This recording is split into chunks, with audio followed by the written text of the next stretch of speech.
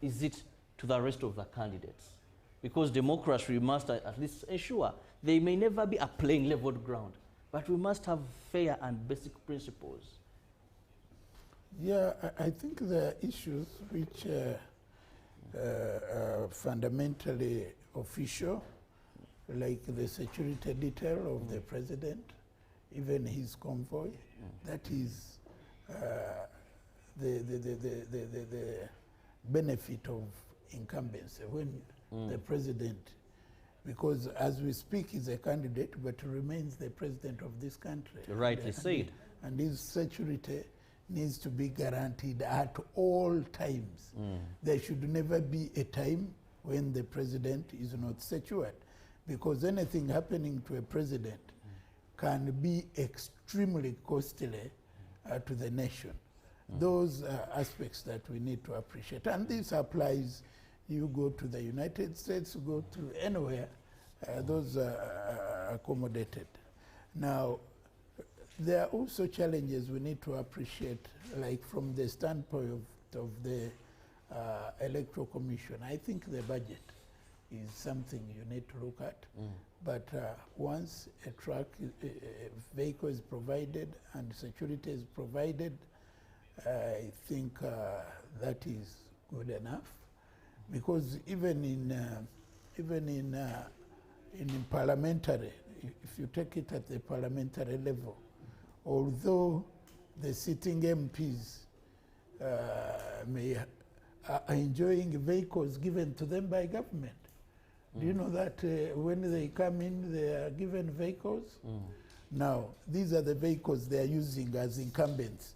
Even there, it gives them advantage over those who are coming in, because these ones already have 4 wheels, which are sound, which are good, which were given by government. And those now who are aspiring have to use their own logistical support to go. So incumbents will always have some advantage in one way or another over and above those that are coming on board.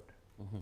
Now let's go legal and look at, you are in the CA, you've been in the Parliament of Uganda, not the CA as Busiro as member of Parliament, but you are also in the Pan-African Parliament, the East African Legislative Assembly. We had about 225 people pick nomination forms.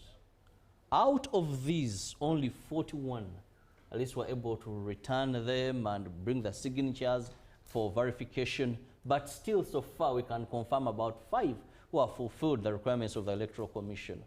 Honorable Sebaru, these all require financial assistance, or you need funds to do this. Is our politics now for the rich only? Politics is not for the rich, but politics is for the organized. If you're a serious political contender, you don't only need money. Actually, what you need most are brilliant ideas. If you do have brilliant ideas as part of your thought process, those ideas are going to attract. Those ideas are going to attract people to support you. If you have good ideas about the economy, you have good ideas about the socio-economic factors, there are people who are going to respond to your ideas and give you support. But we have people who have neither ideas nor the resource base. Now that makes it kind of a joking subject. Leading a country is not a joking subject. You must be organized. Like someone who is seriously looking at being a presidential candidate next year should begin now. You begin, you look at the process, you do fundraising, you do planning, you create timelines, you create an action plan, you build ideas, you build networks, you create engagements. But there are people who hear about the nomination, they wake up from like dreaming, run to Electoral Commission, they can't even raise supporting signatures even from a district. We really have pretenders in this exercise. There are those who are degenerating and making it look like it's a playfield. But there are some serious ones whom I commend and whom I respect. But there are those who have really turned this into comedy, and it is not serious on a nation to have that kind of engagement. Getting 200 of them, although NRM has made access to leadership easy, convenient, and possible, I think accessing the office of the president as a leader is serious business for any country. So for the 200, definitely that was laughable, that was a little pathetic. But for the 40, you have the final ones will come out, those really that meet the demands and the needs and the aspirations of such a high office in the land.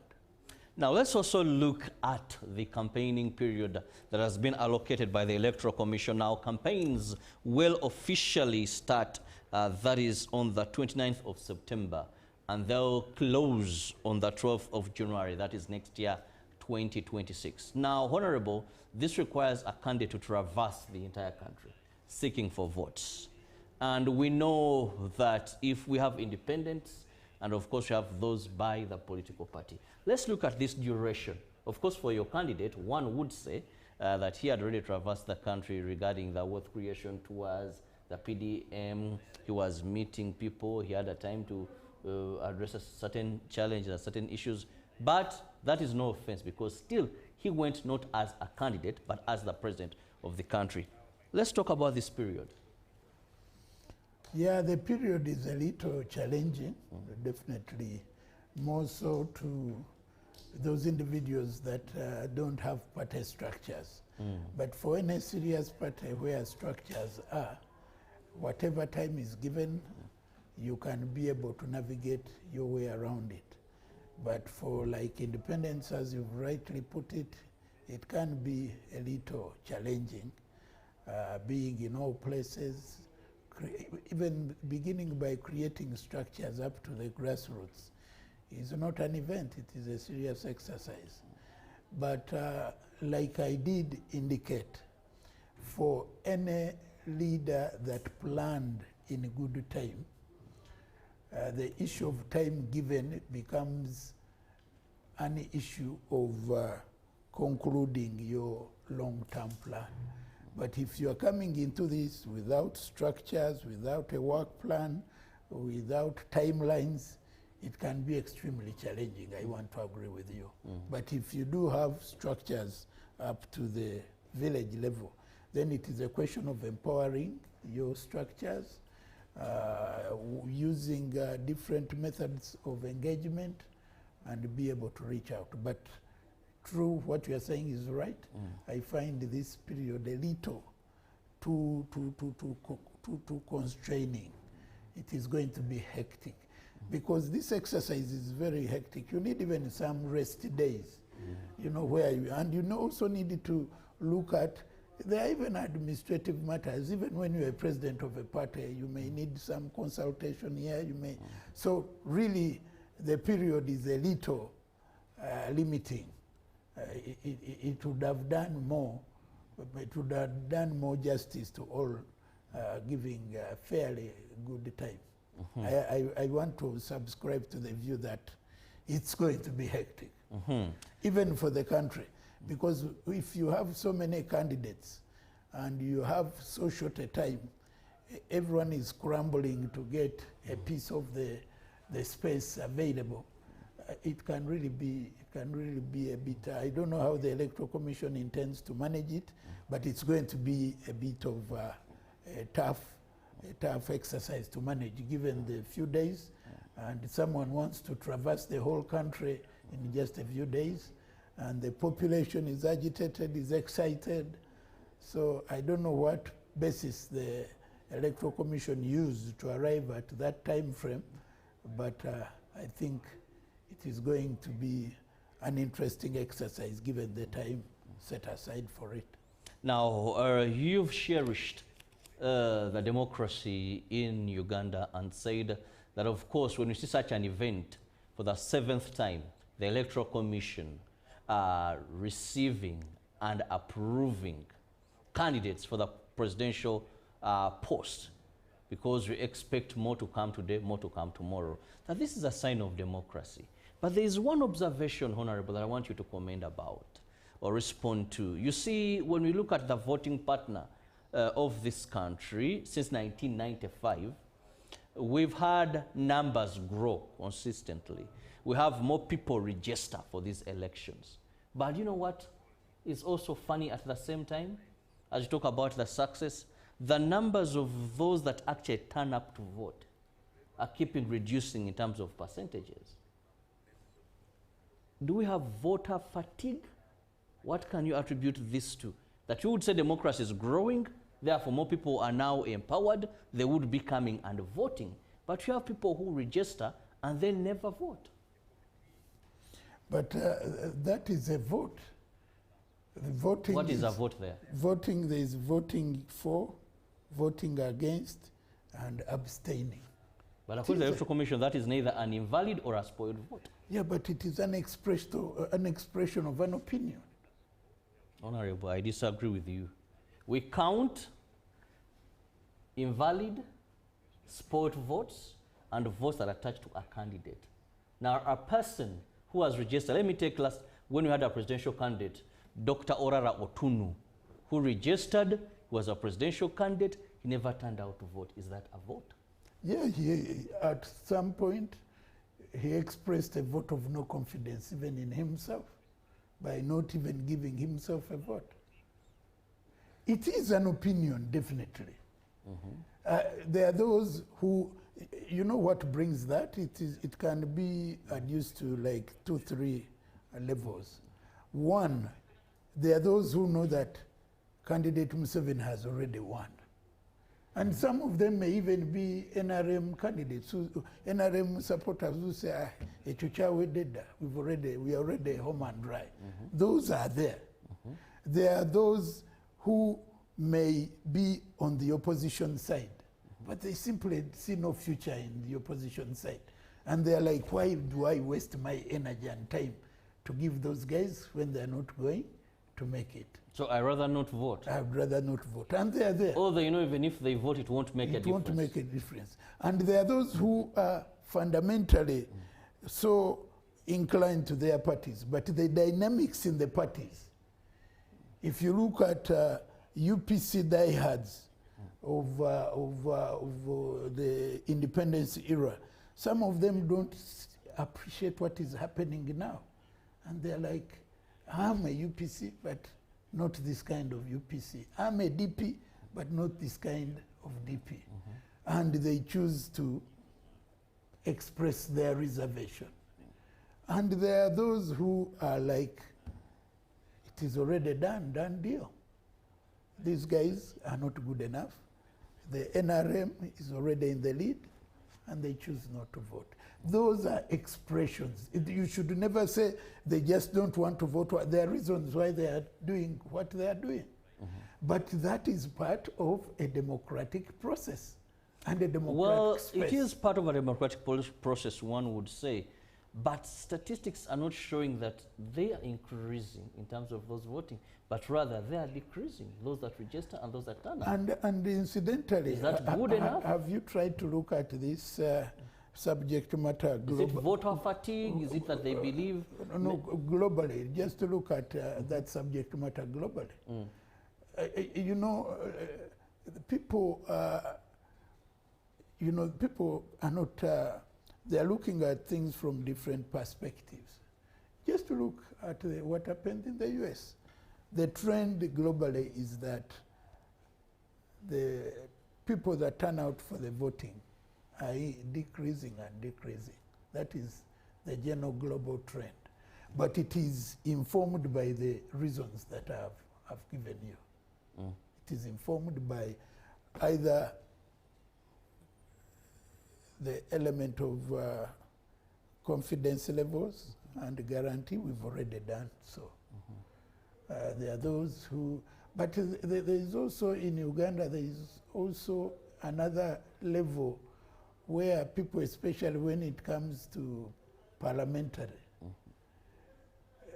there are people who really feel that maybe parliament is exerting, people are going there to enrich themselves. There are people who really kane gundi alye katuweko gundi alye oba katubaleke bonna baleme kulya. There are reservations where people are like, you give a vote, someone is going to be rich, for you, you remain the way you are. There are also those factors where people really feel they are not motivated to vote, given the manner and the way the legislators maybe at times manage the affairs of their public offices. Yeah. Well, our viewer, what you see on your screen is earlier today when His Excellency Yoweri Kaguta Museveni, the President of Uganda, but also the NRM flag bearer, was confirmed by the Electoral Commission as having fulfilled all the requirements to appear on the ballot paper for 2026 as a candidate. Now, still with Honorable Mike Sebaru in studios, and we are looking at this event, how certain things have unfolded, and of course what we should expect as Ugandans. Now, the youth question, Honorable Mike Sebaru, has been so much asked by a number of people. And one would say managing success, the problem of managing success, because His Excellency began by asking that, well, if you knew this area where we are today, that is the Reza Ruwowa, if you were here in 1986, if we could get a Google or a picture of what this area was and what it is now, that definitely you will see a lot of transformation. No doubt about it, transformation has happened, and these are signs of success. He also hinted on the young generation that you're alive today because the government, in factors of health, many of us were vaccinated, you know, you've had the education, so you're now here. These are all successes, Honorable Sebaru. But the success that the President talked about has created a number of youth that are unemployed. Today has created a big population that even when you have some facilities, they're not sufficient enough. Much as he said, yes, people are not going to the other lower health facilities and they are rushing to referrals. But believe you me, even when you go there, sometimes you may not find facilities there. The question of managing success by your government. No, that is not only a challenge of this government. Success is a challenge in all aspects of life. You know, you can make money, but keeping money becomes a challenge. Because making money is easy. You can get a windfall and next thing you are rich. But being wealthy is different from being rich. Because being rich is having money and being able to buy this and that. But being wealthy means having value in terms of wealth that is unseen. A wealthy person's wealth may not be seen. But a rich man's money is seen by the flashy cars, by a beautiful house. But so those are different things. So even in terms of leadership, in terms of management, one success can create a contradiction. You know, when you are leading a highly illiterate population, it may be an easy ride in the park. But when you invest in education and you get a critical mass of literate people, definitely the questions are going to be many, the needs are going to be many, the demands. So again, you create another challenge, which you have to live up to. Like when you look at universities here, when I was at university, it was one university. Many colleagues who had very good points could not go to university. They had to end up in institutions that were offering diplomas, Nakawa, Chambogo, and yet they had marks that could allow them, afford them opportunity to join university. Now, we came up with a policy, increased high levels of degree awarding institutions. We have many of them. So it created a critical mass of graduates. Now, each year, we are producing graduates in the range of about over 50,000. And yet that was produced in generations during Makerere's lonely time as the only university. So that is normal. Where you have progress, definitely you will have challenges arising from the progress you've been able to make. and you simply need to engage that as a going concern. So with the population, it has increased. With the better facilities, our people are producing more. The population is increasing. With the increased education, unemployment becomes an issue. And you can see that the president and the government has engaged in a number of job creation endeavors, you know, supporting those with the innovation and creativity to start their own employment is the way to go, because once you get it to that level, the traditional job opportunities from the civil service, government departments and agencies go shrinking. So you need to empower more of the private sector. And if you look at the policy direction, government is trying to empower more of the private sector engagement as a nerve center for employment and job creation. So those challenges are being handled, but definitely it is not an event. You need processes, procedures, and it is also a function of time. But the presidential initiatives and government's initiative is really focusing so much in engaging, empowering, inspiring, and motivating young people to occupy their full space within the innovative, the creative, and manufacturing, and the private space as a way of leveraging on unemployment. Now, our viewer, you're watching earlier events that were happening at the Luvowa Electoral Commission proposed site, where the nomination for presidential candidates, the nominations are taking place. And earlier and first was the NRM candidate Yoweri Kaguta Museveni, who has been duly nominated by the Electoral Commission, and now it is a sure deal. He will be on the ballot paper.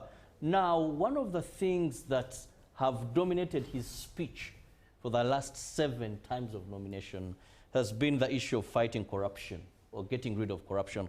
Honorable Mike Sebaru, let's get this. Why have we failed to fight? He used the word this time, to get rid of corruption in this country. That is a very challenging question. Because every time he's nominated, when he goes to speak to the media or in his speech, he will mention corruption. We once had that Chisanja Kuna Muchezo, we've had zero tolerance to corruption. Here we are again. It's not missed in his speech. Yeah, I think we should not only ask the president to be the sole person to fight corruption. Fighting corruption is a collective responsibility of all of us as citizens. The president has done his bit by creating institutions of government and empowering them to do their work of fighting corruption. We have the Office of the IGG, we have CID, we have PAC, we have all those institutions, and they ought to do and execute their mandate efficiently and effectively. But for corruption to be fought in a more effective way, the entire population should be able to rise up in support of those initiatives. Because it is in our homes that corruption begins. It's in our families that corruption begins. We see our children out of university, 2 years in the field, he's put up a $1 billion house, he's driving a 500 million car, and as a parent, you are just praising him as being smart. And his colleague who has not been able to build that level of opulence in living, we say, oh, Yatusala, he's a loss to the community. When the bishop is coming to church, these are the people where we take them to have lunch. Knowing that indeed they have questionable wealth, we never sit to question. Because as a parent, if you can't sit to question your son, how have you been able to make it too good too fast? In 2 years, you have a $1 billion house, you are driving a 500 million car. Then who will do it? And instead we celebrate them.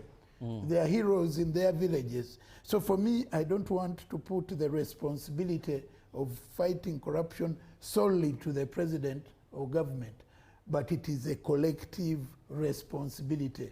Right at the family level, community level, our religious institutions, the churches, the mosques, let's all come out in our clans, you know, instead of praising our bazukuru who are so rich but cannot explain how they've been able to make it. We are simply, so we have a responsibility. On top of that, the institutions that are mandated to fight corruption will have a good base, because there are cases where people are convicted or people are arraigned for engaging in corrupt practices. But people with good information, with good evidence, fail to show up and give evidence. And you find cases dismissed for lack of evidence, or even government ending up losing interest in the same. But what I want to see happening... On that, Honorable, just hold it there. Have you ever heard of the word selective justice, which I have no doubt you have? I've heard of it. Is it anywhere a cause of why corruption is prevailing in this country? Can you illustrate that?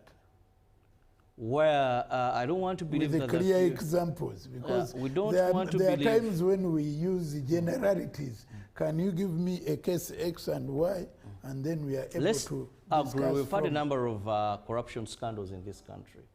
And when we look at these corruption scandals, we've had some people who have been convicted. I don't want to believe that the Chandis, Jamar of this country, the likes of Bob Misango, Jimmy Ramafa, and a few that have been convicted of corruption who are not that very smart. But also when you look at the IGG's report, it shows how corruption is eating us. It shows money is being stolen. And at the end of the day, we have no one who has stolen. I'll give one of the prominent cases that came out for many Ugandans, the Mabati saga. I know you could have heard of this. But here we are. Many people are wondering what exactly happened. You know, then we wake up and see, no, this is this one, that, and many feel maybe we are having selective justice. That not all are being equal before the law. We had even one who said I was baptized with fire. I wouldn't say selective, but for me, what I want to see in this coming... Then what could be hindering? Because in fighting, we have the law, we have the institutions, because our laws on corruption are very good to a certain extent, I must say, and they have been able to nab some people. We have institutions, great institutions, that are doing it. Now, what is it that is failing us, if not selective justice or lack of will? Yeah, you know, there are dynamics. In this country, it is very difficult to appreciate what is right or what is wrong, because the president is on record having said that there are areas where this issue of getting, what is it, when you are in prison and you are in court and you get out to get bail. I think there has been a lot of conversation around bail, where at one point the president was saying that there are issues and cases where we shouldn't allow bail, because those that are involved and the culprits have big money, they come out and compromise. It became a big debate against the president's position. And for me, that is where I want such to be applied. You are found to be corrupt, no bail, let them get you and squeeze you, and be able even to get the loot out of your profile of businesses and everything. Let things be auctioned. But you find that when such a move is made, the very Ugandans, human rights activists, everyone, it is dictatorship, it is against human rights to deny someone bail. So what is it that we want? Because for me, I would rather go for that radical view you are talking about. Someone is corrupt, let him prove he's not, but let him be in and let the law and the processes go on. So that is my viewpoint, and I subscribe to that view, that you are found to be corrupt, let your assets be liquidated, let's make corruption risky, very risky. But when you bring such tendencies, again, it's not something that people do appreciate. So you find it is neither here nor there.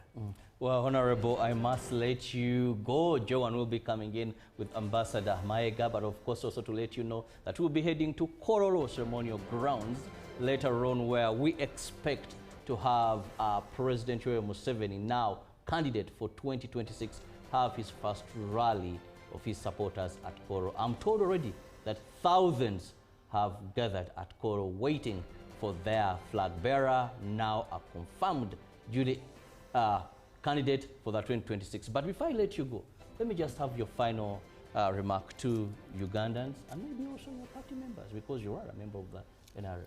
Yeah, I'm a member of NRM, and all party faithfuls, please, those of you that haven't gone to Kololo and somewhere in proximity, it's a good idea that you go there and you get the message. The president and the candidate is going to set the mood of the campaign. Let's be there and get those ideas, replicate them. Let's be in our different locations.